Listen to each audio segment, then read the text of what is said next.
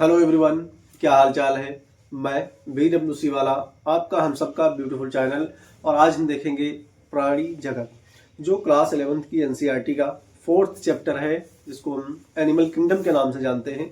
और ये नीट के लिए बहुत ही इम्पोर्टेंट और थोड़ा सा क्रिटिकल चैप्टर है। लेकिन मैं आपको एक एक जो है क्लासिफिकेशन में एक एक एनिमल के बारे में डिस्कस करता हुआ चलूंगा और आपको बेहतरीन तरीके से समझाने की कोशिश करूंगा। और आज आप अच्छी जगह आए हैं। मैं यकीनन आपको भरोसे के साथ में, विश्वास के साथ में, बिलीव के साथ में मैं आपको ये याद करवा के जाऊंगा। चैप्टर को पहले तो पढ़ेंगे, फिर उसके बाद इसको हम एक एक पॉइंट इसका याद करते हुए चलेंगे। और ये बहुत इंपॉर्टेंट है नीट के लिए, क्योंकि इससे 4 क्वेश्चन पूछे जाते हैं लगभग। और 4 इंटू यानी कि 4 का अगर मल्टीप्लाई करते हैं तो 16 नंबर बनते हैं। क्लास जो है 11th NCERT का चैप्टर 4th है। तो आइए हम बात करते हैं। सबसे पहले इसके कोऑर्डिनेटा और नॉन कोऑर्डिनेटा के बारे में जानेंगे। सॉरी, कोऑर्डिनेटा, आज थोड़ी सी तबीयत नर्वस है, फिर भी मैं आपके लिए लेक्चर लेके आया हूं और बहुत ही आसान तरीके से इसको हम समझाने की कोशिश करेंगे। और यकीन मानिए कि आपको समझ में जरूर आएगा। तो लिखते हैं। सबसे पहले हम स्टार्ट करते हैं एनिमल किंगडम।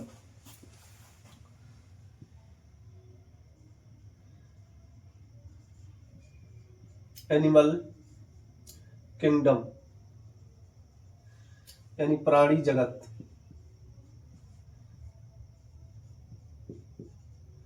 प्राणी जगत ये क्लास 11th का 4th चैप्टर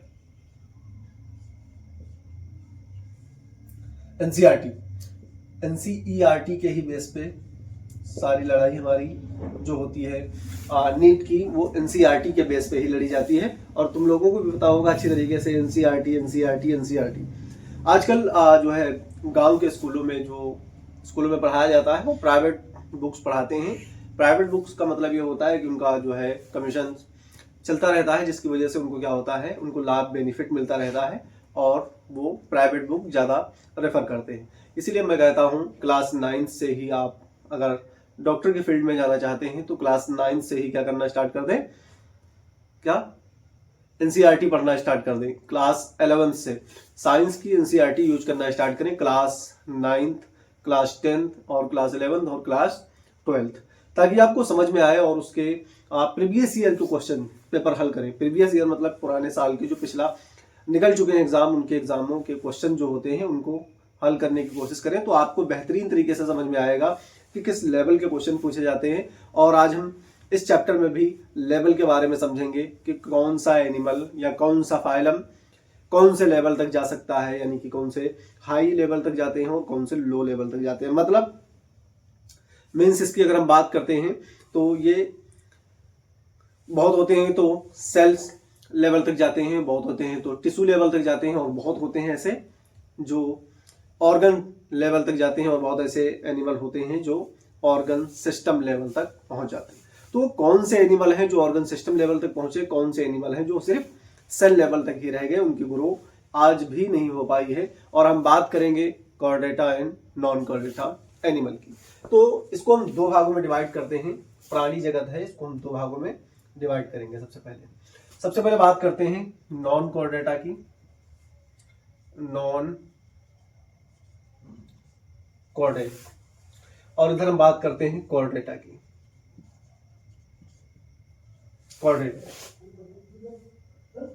कोऑर्डिनेट्स और नॉन कोऑर्डिनेट्स यानी कोऑर्डिनेट। तो इस प्रकार से कोऑर्डिनेट्स और नॉन कोऑर्डिनेट की बात करते हैं, यानी कोऑर्डिनेटा एंड नॉन कोऑर्डिनेटा। हम जो है इनको डिवाइड करते हुए चलेंगे और इनके हम सामान्य लक्षण यानी कि जनरल कैरेक्टर इसके पढ़ेंगे। किनके? एनिमल किंगडम में जो नॉन कोऑर्डिनेटा एंड कोऑर्डिनेटा के सामान्य लक्षण होते हैं, इनके बारे में जानेंगे। कौन से लक्षण? सामान्य लक्षण, जनरल कैरेक्टर, जनरल कैरेक्टर के बारे में। आप तैयार हैं? अब हमारा टॉपिक स्टार्ट होता है, हमारा चैप्टर अब स्टार्ट होता है। हम इनको कोऑर्डिनेटा एंड नॉन कोऑर्डिनेटा में डिवाइड कर लेते हैं, और फिर इसके बाद में हम फाइलम पढ़ेंगे कि नॉन कोऑर्डिनेटा में कितने फाइलम आते हैं और कोऑर्डिनेटा में कितने फाइलम आते हैं। इनके बारे में हम डिस्कस करेंगे। एक एक जो है फाइलम यानी संघ का डिस्कस करते हुए चलेंगे, और फिर इस चैप्टर में आगे तक डेप्थ तक जाने की कोशिश करेंगे। कि कॉर्डेटा में जो फाइलम होते हैं उनको अलग अलग एग्जाम्पल सहित इसमें याद करने वाला थोड़ा सा होता है, क्रिटिकल चैप्टर है। यकीन मानिए अगर मैं मानूं तो ये बायोलॉजी यानी एनसीईआरटी जो क्लास 11th की है, इससे बड़ा चैप्टर कोई नहीं है। ये सबसे बड़ा चैप्टर है और थोड़ा सा लेंदी है, इसको याद करने की थोड़ी सी प्रॉब्लम आती है, इसलिए बच्चे इस चैप्टर से इतराते। लेकिन मैं आपको इस चैप्टर को ऐसा आपकी नसों में उतार दूंगा, ऐसा आपको फील करवा दूंगा कि दोबारा कहीं दूसरी जगह जाकर के वीडियो देखने की जरूरत नहीं पड़ेगी। बस थोड़ी सा बने रहें, मेहनत करते रहें हमारे साथ में। सबसे फर्स्ट नंबर पे बात करते हैं, नॉन कॉर्डेटा को बोलते हैं आरज्जुकी बोलते हैं। क्या बोलते हैं? आरज्जुकी। इनको बोलते हैं आरज्जुकी और इसको कॉर्डेटा को बोलते हैं रज्जुकी बोलते हैं। यानी इनमें रज्जुक पाई जाएगी और इनमें रज्जुक नहीं पाई जाएगी। रज्जुक का मतलब रीढ़ की हड्डी होती है, बैकबोन होती है, उसको रज्जुक के नाम से हम जानते हैं।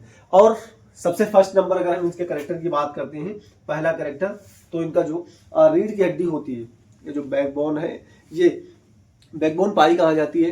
तो किन्हीं एनिमल में वेंट्रल साइड में पाई जाती है, यानी आधारी साइड पे पाई जाती है, और किन्हीं पे डोर्सल साइड पे पाई जाती है, जिनको हम बोलते हैं पृष्ठी साइड बोलते हैं। कौन सा साइड होता है? पृष्ठी। तो इनमें कहाँ पाई जाती है? इनमें वेंट्रल साइड पे पाई जाती है। पहला कैरेक्टर बहुत इंपॉर्टेंट, वेंट्रल साइड यानी कि आधारी साइड पे, आगे साइड पे पाई जाती है। किनमें? नॉन कॉर्डेटा में। किनमें पाई जाती है? नॉन कॉर्डेटा में। जो पृष्ठ रज्जु होती है, बैकबोन होती है, रीढ़ की हड्डी होती है, वो कहाँ पाई जाती है? पृष्ठ यानी कि जो है किस साइड में पाई जाती है? आधरी साइड पे पाई जाती है। कहाँ पर पाई जाती है? आधरी साइड पे पाई जाती है। और इधर अगर हम बात करते हैं तो ये कहाँ पाई जाती है? डॉर्सल साइड में पाई जाती है। ये पहला कैरेक्टर, सामान्य कैरेक्टर, ये डॉर्सल साइड पे पाई जाती है, यानी कि पृष्ठी साइड में, पृष्ठी साइड में, और इसको बोल देते हैं आधरी साइड में, आधरी क्षेत्र में। ठीक है, ये पहला वेंट्रल साइड में, और दूसरा कहां पर पाया जाता है? डोर्सल साइड में पाया जाता है। पहला कैरेक्टर याद करके रख लें अपनी जो है नोटबुक में, भी कोई नोट नहीं करेगा, इसका स्क्रीनशॉट ले लेंगे। इसको शॉट लेने के बाद में या इसको नोट करते हुए चलेंगे, जब हम बताएंगे तब नोट करेंगे, इससे पहले कोई नोट नहीं करा। बट पेन और कॉपी अपनी तैयार रखें, क्योंकि एक एक पॉइंट बहुत ही भारी है, बड़े लेवल पे मैं बात करने के लिए आया हूं आपके लिए।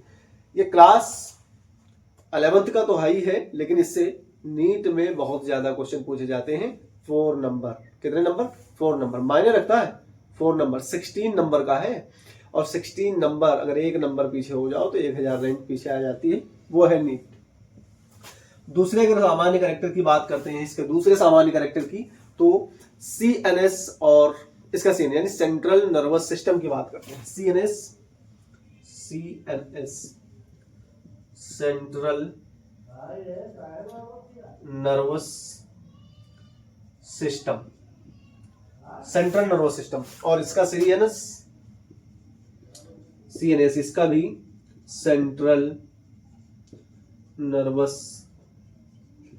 सिस्टम। सेंट्रल नर्वस सिस्टम किस साइड में पाया जाता है और इसका किस साइड में पाया जाता है? तो यहां पर हम देखते हैं, बात करते हैं फर्स्ट नंबर पे। अगर हम बात करें 1, 2 और 3, पहले फर्स्ट नंबर की अगर हम बात करते हैं तो इसका होता है वेंट्रल साइड पे। कहां होता है? वेंट्रल साइड पे। और दूसरे नंबर की अगर हम बात करते हैं तो इसका होता है वेंट्रल होता है, और ये कैसा होता है? डबल होता है। कैसा होता है? डबल। और एक चीज और बात करें, इसका कैसा होता है? खोखला, यानी कि पोल साइड होता है। कैसा होता है? खोखला नर्वस सिस्टम होता है। इसका खोखला नर्वस सिस्टम होता है। और इनका नर्वस सिस्टम कैसा होता है, इसको भी देख लेते हैं। इनका जो होता है ये डॉर्सल साइड पे पाया जाएगा। ये जो नर्वस सिस्टम होता है, किसका? कॉर्डेटा का नर्वस सिस्टम होता है, ये डॉर्सल साइड पे पाया जाता है। और ये कैसा होता है? सिंगल होता है। ये सिंगल होता है। और ये कैसा होता है? सॉलिड। कैसा होता है? सॉलिड होता है। किसका?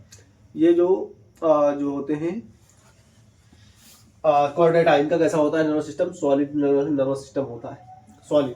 देखो 2 पॉइंट हमने इसके जाने, और दोनों पॉइंट बहुत इंपॉर्टेंट है। अगर आपको नीचे दिख नहीं रहा तो मैं आपको बता रहा हूं, उसको ध्यान में रख के चलिएगा।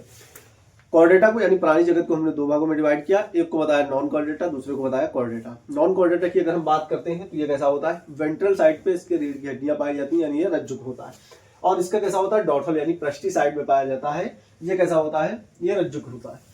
दूसरे पॉइंट की अगर हम बात करते हैं सेंट्रल नर्वस सिस्टम, CNS लिखा हुआ है, इसको हम बोलते हैं central nervous system. Central nervous system इसका कैसा होता है, वेंट्रल साइड पे पाया जाता है और ये डबल होता है और ये खोखला यानी होल्स होते हैं यानी पोल टाइप का होता है।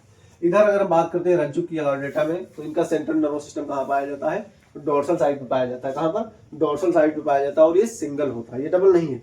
नॉन कॉर्डेटा में डबल, कॉर्डेटा में सिंगल। अगर हम बात करते हैं इसका नर्वस सिस्टम पोल होता है या सॉलिड होता है, तो इसका कैसा है, सॉलिड नर्वस सिस्टम कॉर्डेटा का होता है। 2 पॉइंट्स आपके पास लिखे हुए हैं, इसका जरा स्क्रीनशॉट ले, उसके बाद में हम तुरंत आपसे बात करने के लिए तैयार हैं। फटाक से इसे सॉल्व ले लिया होगा। अब हम इसको मिटाते हैं दूसरे पॉइंट को, 2 पॉइंट को ज्यादा नहीं पढ़ेंगे, 3 पॉइंट इसके हैं और उनको हम देख लेते हैं जल्दी जल्दी से। थर्ड पॉइंट की अगर हम बात करते हैं तो क्लोम दरारें पाई जाती हैं। क्या पाई जाती हैं, क्लोम दरारें इसके अंदर नहीं पाई जाती। क्लोम दरारें नहीं होती हैं, यानी कि gill slits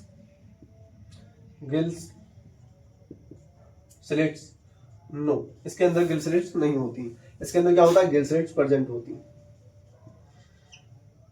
gill slits present, gill slits क्या होती है, प्रेजेंट होती है।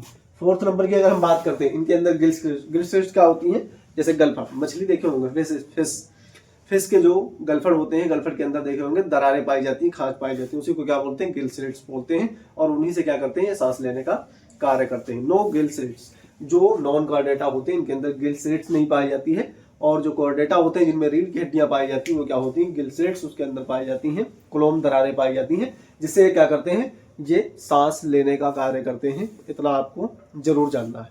फिर इसके बाद 4th नंबर की अगर हम बात करते हैं, 4th नंबर की, जो हार्ट होता है, इनका हार्ट डॉर्सल साइड पे पाया जाता है। कहां पाया जाता है, हार्ट डॉर्सल साइड पे, हार्ट जो होता है डॉर्सल साइड पे पाया जाता है और इनका कहां पाया जाता है, वेंट्रल साइड पे पाया जाता है, वेंट्रल साइड पे, वेंट्रल साइड पे पाया जाता है। किसका, जो कॉर्डेटा होते हैं उनका डॉर्सल साइड, नॉन कॉर्डेटा जो होते हैं उनका डॉर्सल साइड पे पाया जाता है और जो नॉन कॉर्डेटा होते हैं उनका कहां पाया जाता है, वेंट्रल साइड पे पाया जाता है, हार्ट पाया जाता है। फिर इसके बाद 5th नंबर की यानी 5th नंबर की अगर हम बात करें, 5th नंबर की, तो पोस्ट एनल टेल प्रेजेंट होती है, आरज्जुक में नहीं प्रेजेंट होती है, एब्सेंट होती है। जो नॉन कॉर्डेटा होते हैं इनके अंदर पोस्ट एनल जो टेल होती है वो नॉन प्रेजेंट होती है, पोस्ट एनल टेल एब्सेंट। किनके अंदर, नॉन कॉर्डेटा के अंदर, नॉन कॉर्डेटा के अंदर जो पोस्ट एनल टेल होती है वो एब्सेंट होती है और इनके अंदर पोस्ट एनल टेल प्रेजेंट होती है।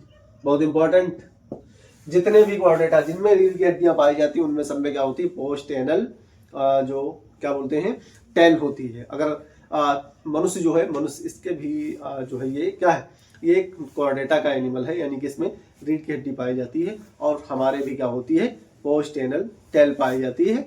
आप चेक कर सकते हैं, अपना बॉडी को टच करके देख सकते हैं कि हमारी रीढ़ की हड्डी अंतिम तिथि तक कहाँ तक जाती है। ये इसके पॉइंट हो गए। हार्ट जो होता है डॉर्सल साइड पे पाया जाता है, वेंट्रल साइड पे पाया जाता है और इसमें गिल स्लिट्स पाई जाती हैं। ये हमारे 5 पॉइंट्स हो गए। 5 नंबर नॉन कॉर्डेटा, कॉर्डेटा 2 भागों में डिवाइड किया, ये रज्जुकी होता है, ये आरज्जुकी होता है। आरज्जुकी और रज्जुकी, यानी कि जो नॉन कॉर्डेटा होते हैं वो आरज्जुक होते हैं और जो कॉर्डेटा होते हैं वो रज्जुक होते हैं। इसमें क्लोम दरारें नहीं होती हैं, गिल स्लिट्स नहीं पाए जाते हैं, सांस लेने के लिए इनके पास गिल स्लिट्स नहीं होती हैं।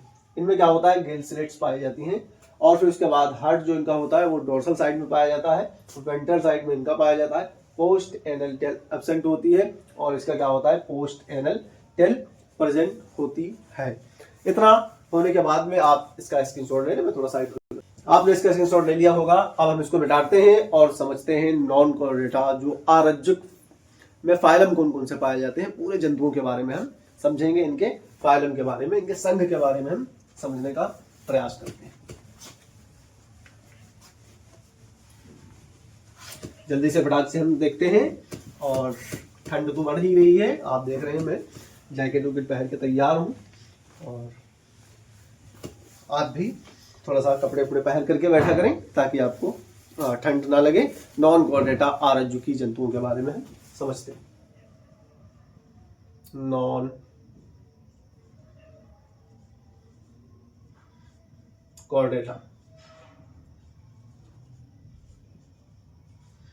आरज्जुकी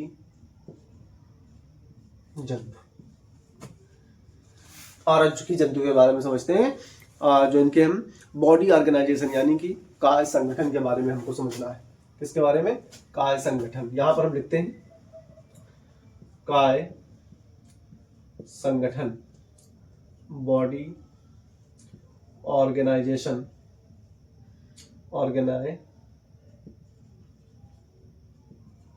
ऑर्गेनाइजेशन के बारे में। बॉडी संगठन यानी काय संगठन के बारे में हम समझेंगे।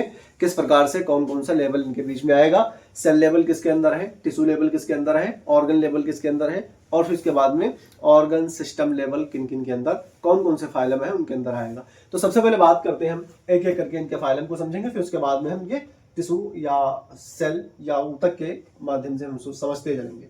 सबसे पहला फाइलम यहां पर हम लिख देते हैं संघ।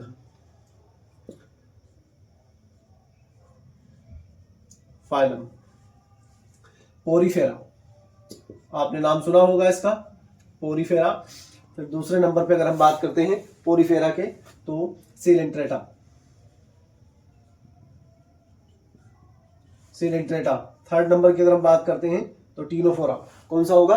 टीनोफोरा होगा,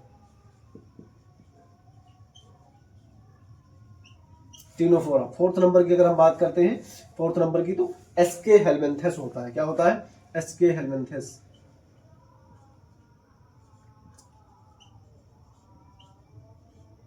हेलमिंथेस। और फिर उसके बाद 5 नंबर पे हम बात करते हैं तो प्लेटे हेलमिंथेस होता है, प्लेटे हेलमिंथेस। 6 नंबर की अगर हम बात करते हैं, 6 नंबर की तो एनिलीडा आता है। क्या आता है? एनिलीडा। कौन सा? एनिलीडा आता है, एनिलीडा। 7 नंबर की अगर हम बात करते हैं तो इसके अंदर आता है आर्थ्रोपोडा आता है। कौन सा आता है? आर्थ्रोपोडा। और 8 नंबर की अगर हम बात करें, 8 नंबर में कौन सा आएगा? Arthropoda Mollusca. कौन सा आएगा?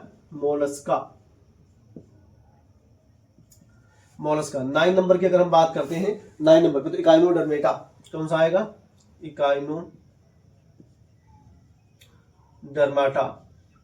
इकाइनोडर्मेटा। 10 नंबर की अगर हम बात करते हैं तो हेमिकार्डेटा, हेमिकार्डेटा। इसको देख लेते हैं जरा, ये पूरा स्लिप आ रहा है मोबाइल में कि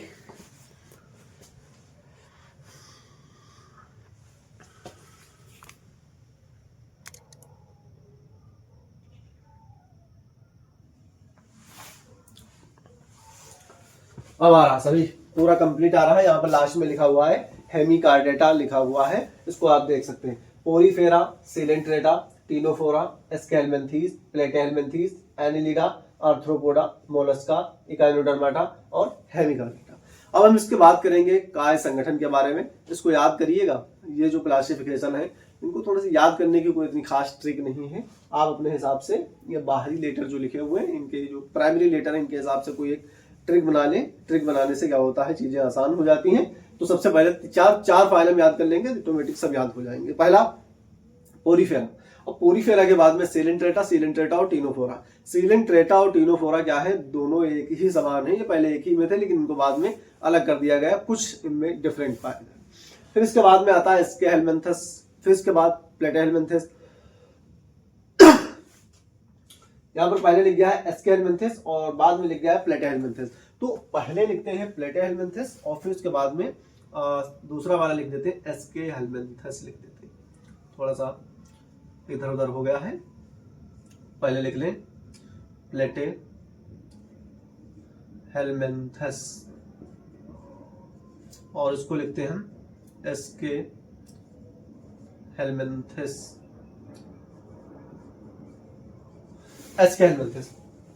पहला जो फाइलम है वो पोरीफेरा है, दूसरा सीलेंट्रेटा है, तीसरा टीनोफोरा है और चौथा 4 नंबर की अगर हम बात करते हैं तो प्लेटेलमेंथीस, 5वें नंबर की अगर हम बात करते हैं तो एस्केलमेंथीज, 6ठे नंबर की अगर हम बात करते हैं तो एनिलिडा, 7वें नंबर की अगर हम बात करें तो आर्थ्रोपोडा, और 8th नंबर की अगर हम बात करते हैं तो मोलस्का, और फिर 9 नंबर की अगर हम बात करें तो इकाइनोडर्मेटा। कौन सा होता है? इकाइनोडर्मेटा। और इकाइनोडर्मेटा के बाद में तुरंत आ जाता है हेमिकॉर्डेटा। कौन सा आ जाता है? हेमिकॉर्डेटा। तो इस तरीके से याद भी कर सकते हैं, हॉरीफेरा, सिलेंट्रेटा और थीनोफोरा और प्लेटहेलमिंथीज और एस्केलमिंथीज, और फिर इसके बाद में एनिलिडा, और एनिलिडा के बाद में आर्थ्रोपोडा, आर्थ्रोपोडा के बाद मोलस्का, मोलस्का के बाद में इकाइनोडर्मेटा, इकाइनोडर्मेटा के बाद में हेमिकॉर्डेटा।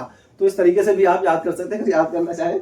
मैं तो सिर्फ अपने हिसाब से ही बात कर रहा हूँ। अब हम बात करते हैं इनके काय संगठन के बारे में, बॉडी ऑर्गेनाइजेशन कौन सा किस लेवल पे जाएगा।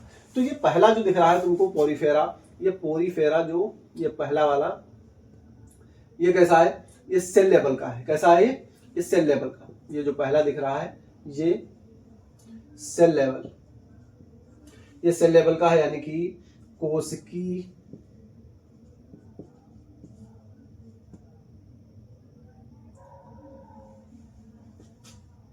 ये कोशिकी स्तर का है। ये कैसा है? ये कोशिकी स्तर का पाया जाता है। यहां पर हम लिख देते हैं, ये कैसा हो गया? ये कोशिकी स्तर। जो पोरीफेरा है सिर्फ और सिर्फ कैसा रह गया? ये कोशिकी स्तर का रह गया, ये कोशिकी स्तर का।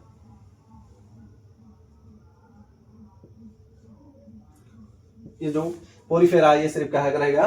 कोशिकीय स्तर का रह गया। और फिर उसके बाद में सेलेंट्रेटा और टीनोफोरा, ये दोनों क्लासिफिकेशन एक समान है। जैसे आप डिमार्ट के अंदर जाते हैं, एक जैकेट खरीदे तो उसके पीछे एक ऑफर लगा होता है कि इसके साथ में 1 बाय गेट फ्री, यानी कि एक चीज जो खरीदोगे दूसरी चीज क्या हो जाएगी? फ्री हो जाएगी। अगर आप सेलेंट्रेटा को पढ़ते हैं तो टीनोफोरा उसके भाई समझ लें, बिल्कुल सेम कैटेगरी का है, सेम कैरेक्टर उसके पाए जाएंगे। तो ये जो सेलेंट्रेटा और ये टीनोफोरा थे, ये कैसे पाएंगे? सेलेंट्रेटा और टीनोफोरा ये टिश्यू लेवल के पाएंगे। ये कैसे लेवल के पाएंगे? टिश्यू लेवल के। ये टिश्यू लेवल इनके अंदर पाया गया, इनके अंदर देखा गया। टिश्यू लेवल मतलब ऊतक स्तर, ऊतक स्तर किनके अंदर देखा गया? इसके अंदर जो सेलेंट्रेटा और टीनोफोरा, इनके अंदर कौन सा स्तर देखा गया? टिश्यू स्तर देखा गया। प्लेटेलमिंथीज एक ऐसा प्राणी है, एक ऐसा फाइलम है जहां से क्या हुआ? थोड़ा सा ऑर्गन सिस्टम में बदलने की कोशिश हुई, और ये एक ऐसा क्लासिफिकेशन, पहला क्लासिफिकेशन है जो इसमें ऑर्गन बनने की स्टार्टिंग हुई। क्या बनने की स्टार्टिंग हुई? ऑर्गन बनने की स्टार्टिंग हुई प्लेटेलमिंथीज में। तो यहां पर हम लिख देंगे ऑर्गन सिस्टम, ऑर्गन लेवल लिख देते हैं। क्या लिख देते हैं? ऑर्गन लेवल लिख देते हैं। और इसके अंदर अंग तंत्र, यानी कि अंग बनना स्टार्ट हो गए। अंग स्तर, अंग स्तर किसमें बने? अंग स्तर बन गए प्लेटेलमिंथीज में। और एस्केलमिंथीज, एनिलिडा, आर्थ्रोपोडा, मोलस्का, इकाइनोडर्मेटा और हेमिकॉर्डेटा, इतने में क्या बनना स्टार्ट हो गया? ऑर्गन सिस्टम लेवल बन गया। क्या बन गया? Organ system level. इसमें बन गया ऑर्गन सिस्टम लेवल। इसमें ऑर्गन सिस्टम लेवल बन गया, यानी कि अंग तंत्र, अंग तंत्र बन के तैयार हो गया। अंग तंत्र स्तर बन गया किसके अंदर? अब ध्यान से देखें, हमारे बोर्ड पे आपकी निगाहें होनी चाहिए। आप अभी इसको नोट नहीं करेंगे। क्लासिफिकेशन हम पढ़ रहे हैं किसका? बॉडी ऑर्गेनाइजेशन, यानी कि नॉन कॉर्डेटा का क्लासिफिकेशन पहले किया। इसके अंदर 10 क्लास हैं, और 10 क्लास के बाद यानी कि 10 फाइलम है। 10 फाइलम के बारे में हमने समझा।